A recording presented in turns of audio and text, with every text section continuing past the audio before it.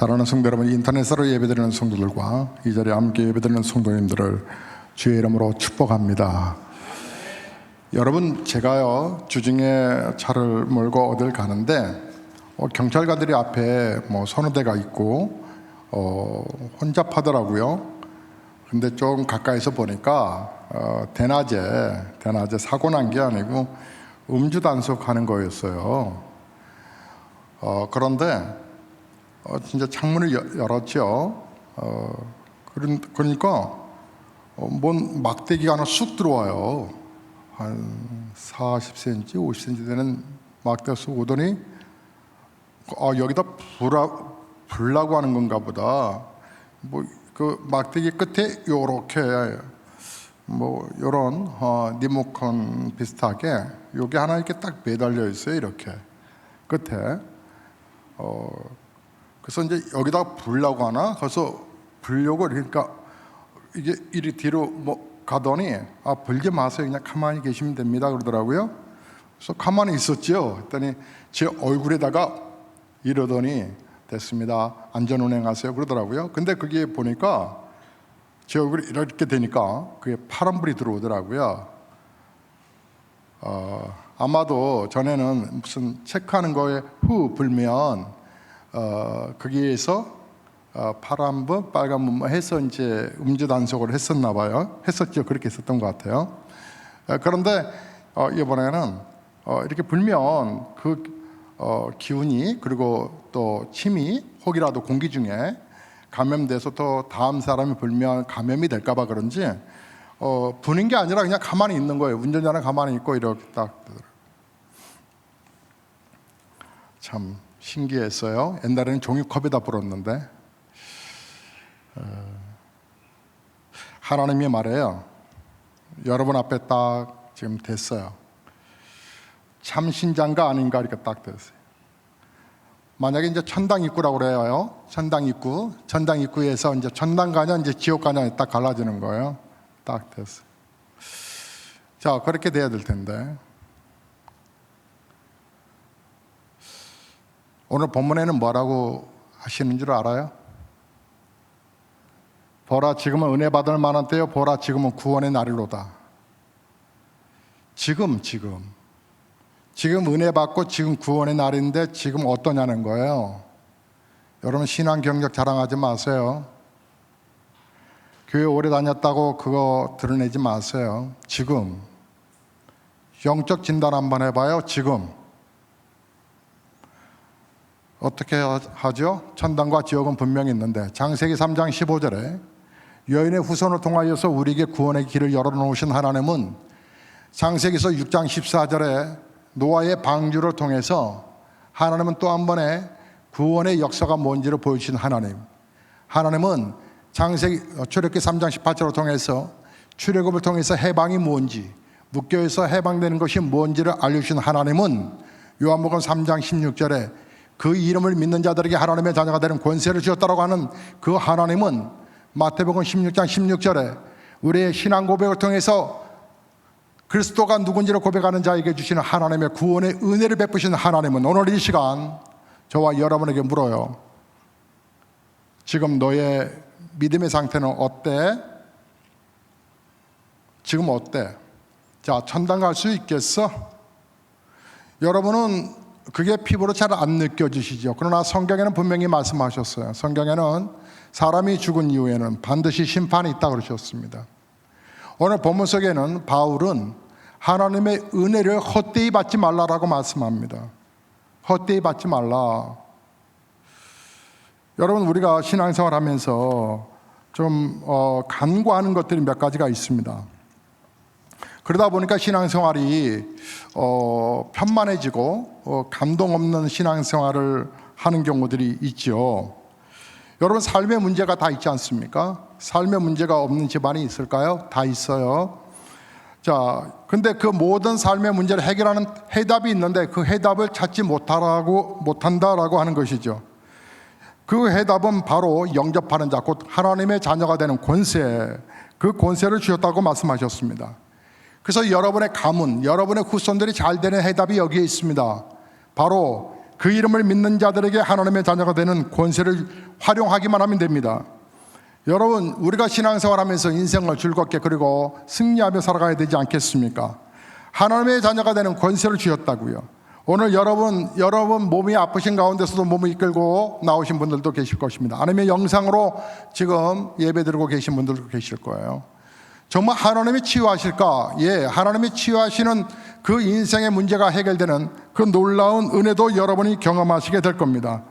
여러분이 예수 그리스도를 제대로 영접해서 그 은혜가 오늘 나에게 있어서 내가 전혀 정말 하나님의 자녀의 권세를 마음껏 누리는 자, 그 하나님의 행복한 백성이라고 하는 것을 여러분 지금 다시 다 회복하셔야 합니다. 여러분, 우리가 간과하는 것 중에 하나가 불연중 모든 종교가 다 똑같지 않느냐라고 이렇게 생각하는 생각들이 보이지 않게 우리 자신을 기독교의 독창성과 은혜를, 하나님의 자녀의 이 권세를 놓치는 경우들이 많습니다. 맞습니다. 모든 종교 다 비슷하죠. 좋은 면들이 다 있습니다. 그리고 잘 살라고 말을 하고 또 좋은 것을 가르칩니다. 하지만 영적 운명은 바뀌지 않습니다. 그래서 모든 종교는 다 기복적인, 그래서 점을 치기도 합니다. 우리는 점을 치지 않습니다. 운명이 바뀌었기 때문에 그렇습니다. 우리는 사주팔자 운명 관상론에 빠져들지 않습니다. 왜냐하면 사망에서 생명으로 옮겨졌기 때문에 그렇습니다. 사망의 법에서, 죽을 운명에서 우리가 벗어났다라고 성경에 분명히 말씀하고 계시기 때문에 그렇습니다.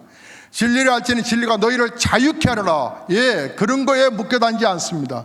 못 하나 박는 것도 두려워하고, 뭐 하나 그 앞에 사업하는 사람들이, 또 장사하는 사람들이 앞에 그 사업할 때에, 장사할 때 앞 손님이 문을 뭐 현금으로 주면 오늘 그날 장사가 잘 되어서 침 탁 뱉어서 머리통에 탁 붙이고 오늘 이제 시작한다고 돈 많이 벌 거라고 그렇게 기복하고, 그렇게 우리는 살아가지 않습니다. 여러분, 우리의 운명이 예수 안에서 완전히 바뀌었기 때문에 그렇습니다. 그래서 우리 모두가 정말 기억해야 되겠습니다. 모든 종교가 다 같다라고 생각하면 안 됩니다. 같은 면이 있기는 합니다. 그러나 죄와 사단, 마귀, 귀신과 지옥의 권세, 흑암의 권세가 있다는 사실과 그 흑암의 권세를 이길 수 있는 길은 오직 하나밖에 없는데, 나는 곧 길이요 진리요 생명이니 나로 맘지 아니하고는 아버지께로 올 자가 없느니라 말씀하신, 정말 천하 인간의 구원을 얻을 만한 다른 이름이 없다라고 하는 확신을 여러분 가지셔야 되겠습니다. 또한 여러분이 생각 속에 교회가 많지 않느냐, 그리고 나는 옛날에 교회 다녔었어 라고 하는 생각으로 여러분이 구원받은 하나님의 백성이라고 착각하지 않기를 원합니다. 여러분 가운데서는 정말 예전에 교회 다니다가 쉬었다가 다시 나오신 분들도 계시고, 다시 지금 교회를 떠나서 방황하는 분들도 가족 가운데 있을 것입니다. 여러분이 여기에 대해서 좀 심각하게 생각하셔야 합니다. 영적 부분을 잘 모르기 때문에 그렇습니다. 영적으로 무지하기 때문에, 오직 그리스도의 비밀을 충분하게 알지 못해서 그렇습니다. 여러분, 저는 여러분이 정말로 은혜가 다시 회복되어서 교회 다니는 것으로 여러분이 구원에 이른다라고 하는 착각에서 벗어나기를 원합니다. 교회 다니는 게 아니라 예배당만 다녔던 것이죠. 예수 믿는 게 아니었습니다. 예수님을 대충 알았습니다. 여러분, 그러면 여러분 신앙생활 정말 피곤합니다. 그리스도를 잘 몰라서 그렇습니다. 바울은 이렇게 말했습니다. 그리스도 안에 모든 지혜와 모든 지식과 모든 보화가 감춰져 있느니라.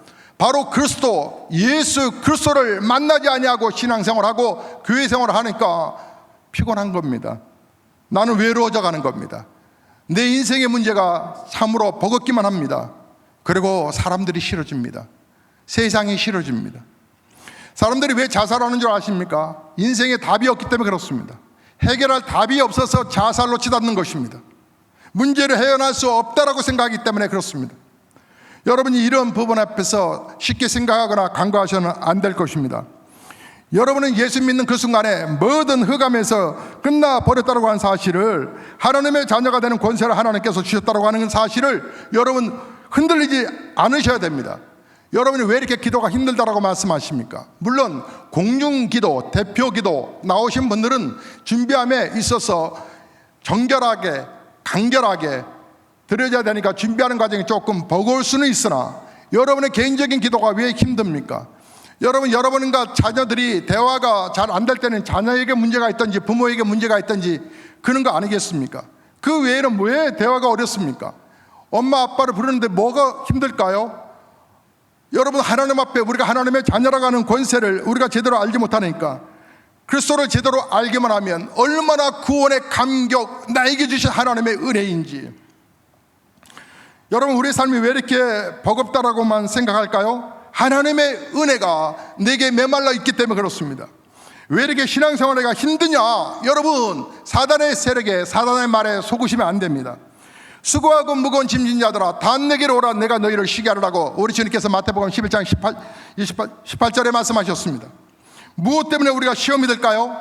여러분, 신앙생활하면서 왜 이렇게 힘들다고 우리가 시험이 들까요? 그것은 여러분 착각입니다. 나를 따라오느라 내가 너희를 사람을 낚는 어부가 되리라. 거룩한 사명을 받았기 때문에, 이 사명 때문에 때로는 버금도 있으나 이것 때문에 시험 들지는 않아 라고 하는 그리스도의 비밀을 알지 못했기 때문에 그렇습니다. 어떤 분들은 또한 우리가 쉽게 간과하는 것 중에 하나가, 나는 성경을 많이 읽고 있어, 나는 많이 읽고 있다고 라고 하는 부분 앞에서 여러분의 구원이 온전한 줄로 착각합니다. 여러분, 성경을 많이 읽는 거, 그리고 예배당 열심히 출입하는 거, 이건 좋은 습관이고 거룩한 습관일 것입니다. 하지만 성경을 읽지만은 성경의 핵심을 잘 깨달아야 합니다. 복음 대신 예수 그리스도에 대해서 정확하게 아셔야 되고, 여러분은 열심히 예배당 나오지만 예배당 나오면서 하나님의 은혜를 경험하지 못하고 나가는 것처럼 슬픈 일은 없을 것입니다.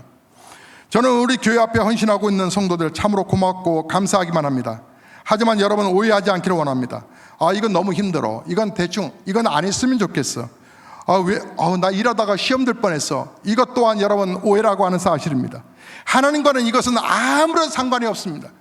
차라리 때로는 힘들고 버거우면 사역을 잠시 쉴 수는 있으나, 여러분, 사역 때문에 여러분의 은혜가 중단된다고 하는 것은, 그거는 정말 안타까운 일일 것입니다. 참 구원을 받았으면, 참 은혜가 무엇인지를 안다면, 나는 내가 하는 이 사역이 버거운 것이 아니라 얼마나 영광스러운지. 여러분이 하나님 나라에 안 가보셔서 그렇죠. 성경에는 하나님 나라를 갔다 온 사람들의 이야기가 기록되어 있습니다. 삼층천을 다녀왔던 사도 바울은 이 감격이 너무나 감격스러워서 그 하나님 나라에 가져갈 것과 가져가지 못하는 것들을 그는 구분해 놨습니다. 그래서 하나님 나라에 가져갈 수 없는 것들을 그는 다 배설물로 여길 정도로 하나님 나라 가보니까 너무나 영광스럽다라고 말을 합니다.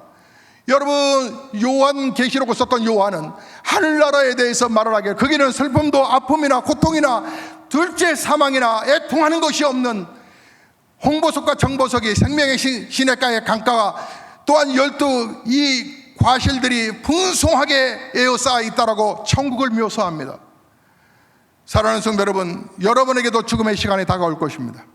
지난 주간에도 목사에게 또 여러 부고의 소식이 들려옵니다.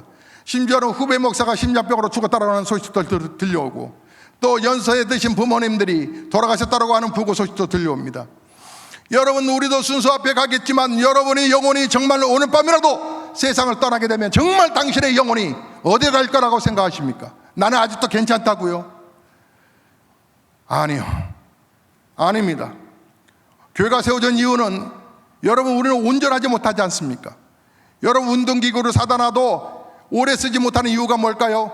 처음에 하려고 했지만 우리의 의지력과 여러 환경적인 부분들이 또 못하게 되는 일들이 일어나서 결국 운동을 제대로 하지 못하고, 우리가 그렇게 다이어트 해보고 살 빼겠다고 몸부림을 쳐봐도 하다가 중단하는 이유가 뭡니까? 우리의 의지에, 우리의 환경의 여러 조건들이 너무 힘들어서 그런 거 아니겠습니까? 신앙생활을 혼자 잘할 수 있다고요? 나의 버릇 두라고요? 여러분의 영혼이 내버려두는 그런 순간에 여러분의 은혜가 떨어져 오늘 은혜 받아야 되고 오늘 구원받을 당신의 영혼이 구원이 중단된다는 사실을 기억하시나요? 이렇게 신앙생활에서 여러분 구원받을 성도들이 몇 명이나 있을까? 저는 이번 한 주간에 하나님 앞에 새벽마다 기도하면서 하나님께서 주신 은혜가 있습니다. 김 목사야, 너의 교회가 새벽 기도하는 것은 너의 교회만이 아니라 한국 교회를 깨우는 거야. 한국 교회를 깨우는 거야. 하나님이 살아계신 증거가 있지 않냐? 하나님이 살아계신 증거가 기도하지 않냐고 어떻게 내가 하나님의 역사를 이루어낼 수 있겠는가? 바울은 그가 수많은 고생과 고통과 아픔과 그리고 처절한 헌신과 충성 속에서도 그가 감사하고 기뻐할 수 있었던 것은 그의 영혼이 하나님 나라에 간다라고 하는 사실이었습니다. 그래서 그가 목을 잘리는 그 단우대에 섰을 때까지도 그는 나는 내 안에 있는 그리스도, 나는 죽고 예수 사는 그 생명력을 당신도 알기를 원한다라고 고백하며 그는 순교의 자리로 들어갔습니다. 사랑하는 성도 여러분, 이 시대는 포스트 모덤지가 되어서 절대 가치가 사라져버린 시대가 되어버렸습니다. 예전에는 진리를 찾아 구도자의 삶을 찾아갔던 젊은이들도 찾아볼 수가 없습니다. 지금은 남성이 남성을 사랑하는 게 그게 뭐 어때? 그 사람의 인격을 존중해야 되는 거 아닌가? 여자가 여자를 사랑하는 게 뭐 어때? 그리고 이것을 바라보는 내 자식만 그러지 않으면 괜찮아 라고 생각해서 그럴 수도 있지. 사회가 이것을 법으로 만들려고 하기도 하고, 이것을 그래서 어느 나라에서는 당연히 합법적으로 인정하기도 하고, 이것이 대표적이고 이것이 잘못됐다라고 하는 것을 말하지 않는 세상, 이 가운데서 믿음을 지켜가기라고 하는 것은 참으로 어려운 일일 것입니다. 그러나 궁극적으로 이 땅은 사단이 세력을 지배하고 있기 때문에, 우리 예수님 다시 오시는 그날까지는 이 땅은 마귀가 존재하고 있기 때문에 마귀의 것을 쫓아가다가 너 마귀 지옥 갈 때 너도 함께 가겠구나, 지옥들을 영혼들을 향하여 하나님께서 새벽마다 목사에게 외치십니다.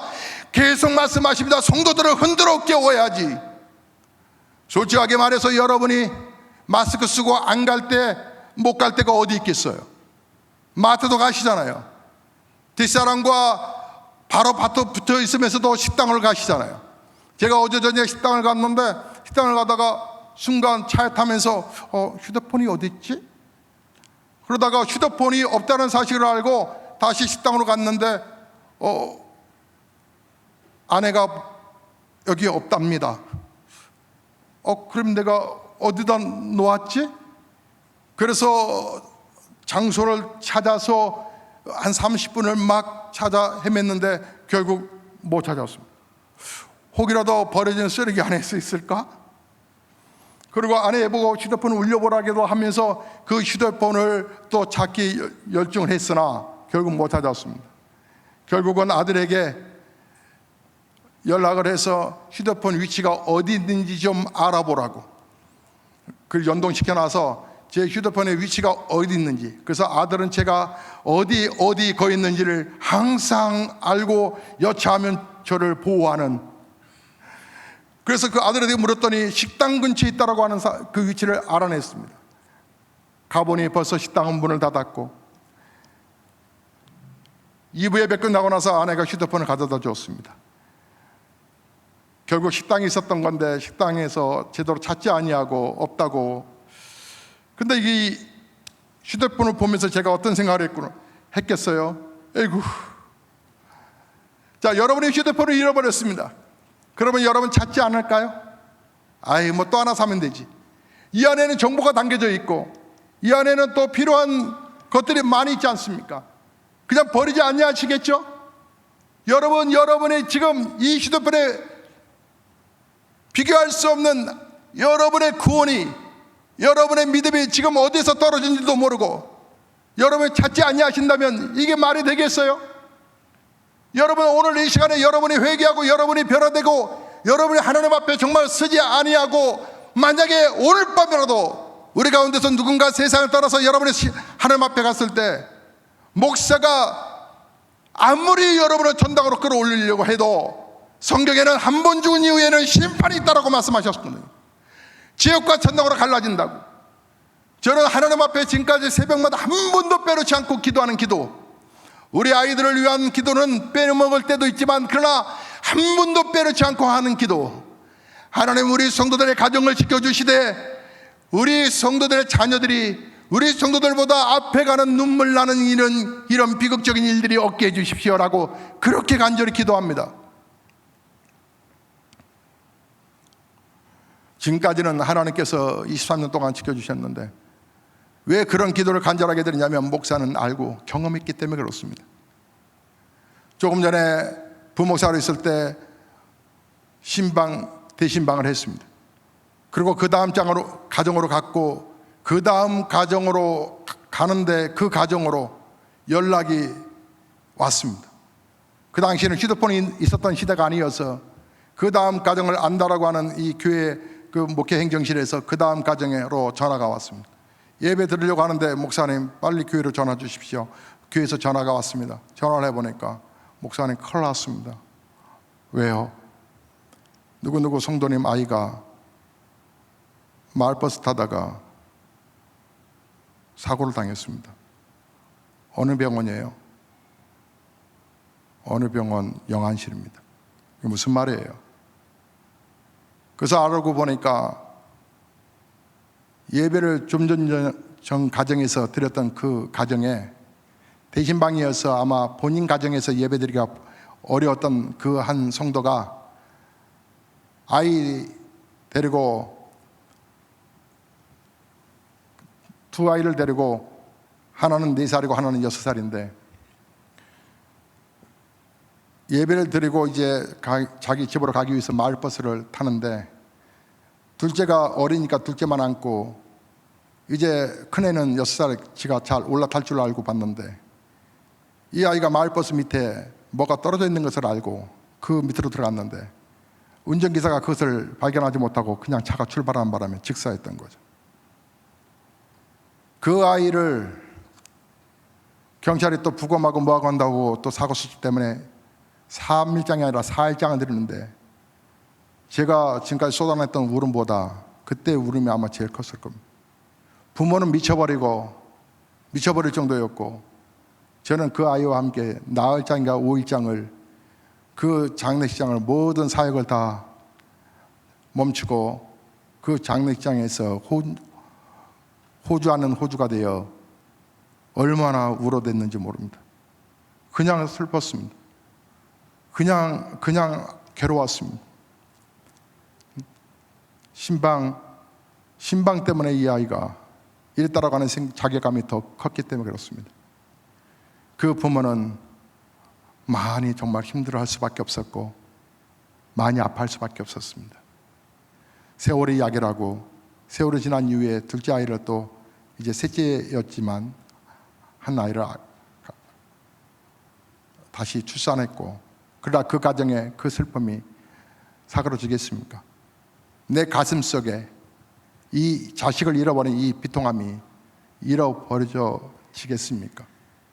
저는 하나님 앞에서 개척부터 하나님 제 앞에서 목회하는 데 있어서 성도들이 예배당 오는데 사고를 당하거나 하나님 아버지 정말 우리 성도들이 내 자식이 내 앞에 가는 그런 비참한 꼴을 보지 않게 해달라고 하나님 앞에 간절히 기도하고 있는 것입니다.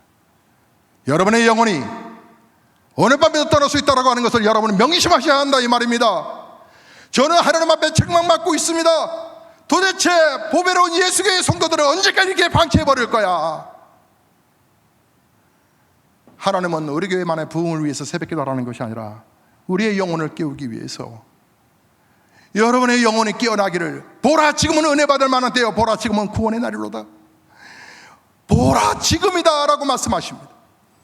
영광스러운 교회라고 하는 것은 구원의 감격에 모인 성도들이 모이진 교회를 말합니다. 사랑하는 성도 여러분, 하나님 앞에 가져갈 수 없는 것들 앞에 목숨 걸고 그렇게 지키다가 여러분의 영혼이 떠날 때 어떻게 하시려고 합니까? 53세의 세상을 목사 품에 떠난 성도가 암으로 죽어가는 성도가 그런 고백을 했습니다. 목사님, 나는요 죽는 게 억울하다고요.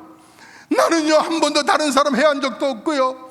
나는 한 번도요 다른 사람 그 물건 저거 탐낸 적도 없고요. 열심히 살아왔어요.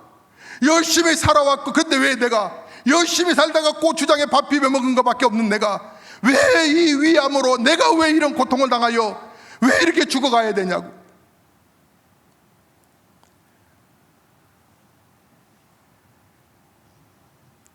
그 성도는 그래도 영원히 사는 하나님을 만났습니다. 진에녹이라고 하는 제가 에녹처럼 하나님과 동행하며 남은 생애를 사십시오 라고 이름을 개명시켜준 사주팔자 운명량에 빠져서 그 전에 무슨 이름으로 지면 내가 잘 될 거라고 생각해서 어느 용하다라고 하는 사람으로부터 이름을 개명했다라고 하는 그 이름을 다시 제가 개명시켜주면서 하나님 앞에 바로 살고 당신은 영원한 하나님 나라를 만났으니 주님과 함께 동행하라고. 그리고 그렇게 보름이 지난 이후에 그분은 세상을 떠났습니다.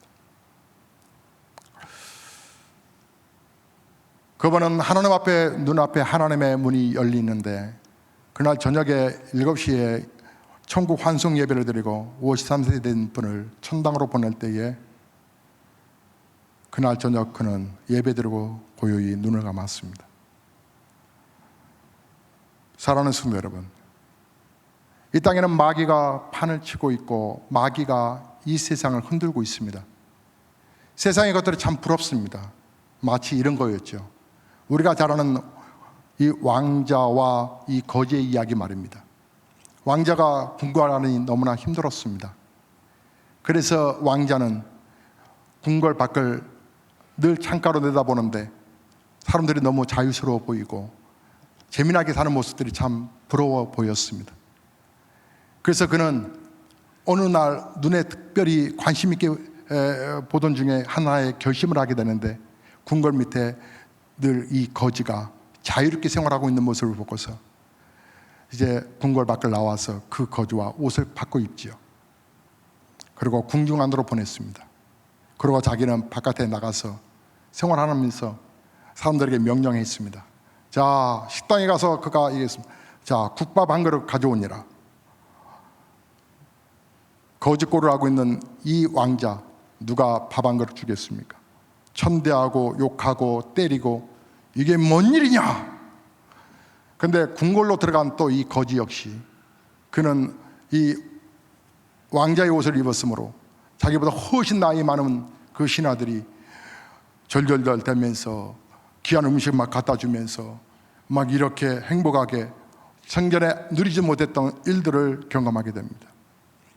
그러나 워낙 거지로 살던 이 거지는 이것이 너무나 불편해서 다시 세상으로 가기를 원했던 거고, 왕자는 이 생활이, 진짜 왕자는 너무나 불편해서 결국은 다시 돌아왔다고 하는 이야기 속에 우리는 하나님의 자녀의 이 권세라고 하는 이 왕자의 이 은혜가 여러분 구속이 아니라, 버거움이 아니라 행복의 노래라고 하는 사실을 아십니까?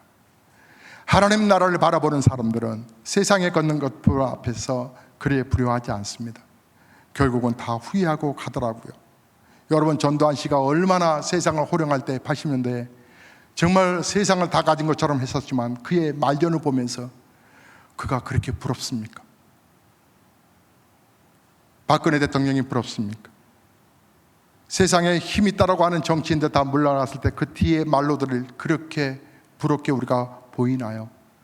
그러나 무명의 크리스찬들, 그리스도를 위해서 내가 헐벗고 고통을 당하고, 심지어 오늘 9절의 말씀을 보면 무명한 자 같으나 유명한 자요, 죽은 자 같으나 보라 우리가 살아있고, 징계를 받은 자 같으나 죽음을 당하지 아니하고, 근심하는 자 같으나 항상 기뻐하고, 가난한 자 같으나 항상 많은 사람을 부유하게 하고, 아무것도 없는 자 같으나 모든 것을 가진 자라다.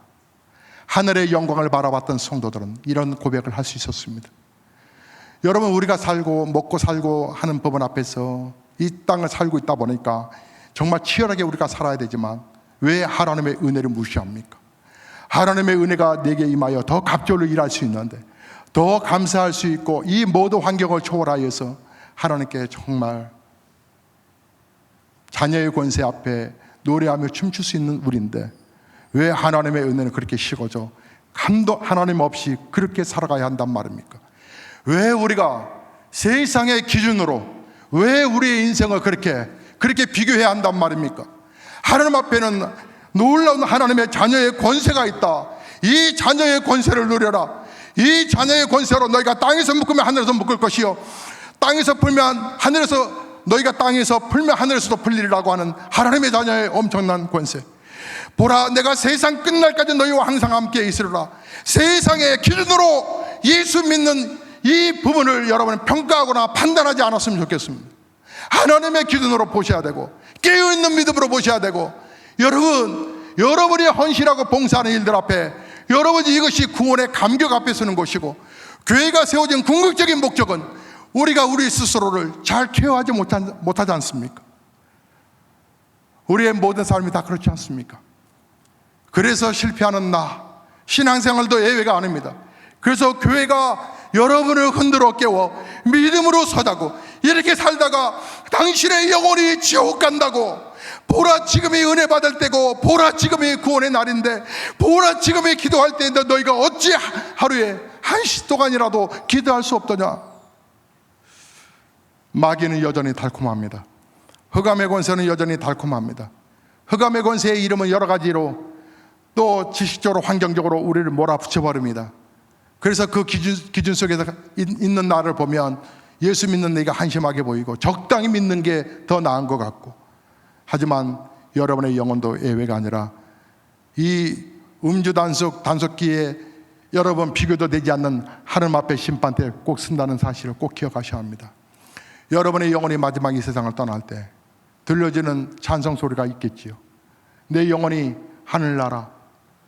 근데 그 찬송이 여러분의 가슴을 울리고 그때 들을 찬송일까요? 아니면 지금도 여러분 부르면서 그 찬송의 은혜 속에 오늘도 감격하고 우리 예수님 나와 함께 계신다, 우리 예수님 나와 함께 계심으로 오늘도 내게 평강을 주시고, 우리 예수님 오늘도 나를 지켜주시고 이끌어주시고, 지금은 가난한 자 같으나 부유한 자이요, 지금은 헐벗게 힘들게 버겁게 병들어 아파하지만 하나님 나라에서는 고통도 눈물도 아픔도 없는 너의 영혼이 거할 수 있는 곳이 있다라고 말씀하시는 하나님의 그 사랑의 손길이 오늘도 여러분을 지금 콜링하고 계십니다.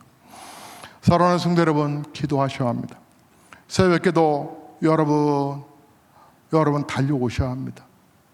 여러분이 예배를 정말 중요하게 여기셔야 합니다.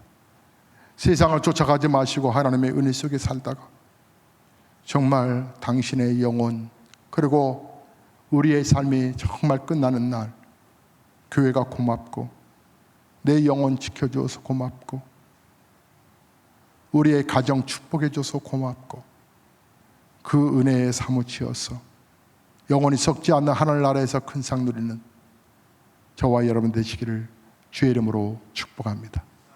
찬송하시겠습니다.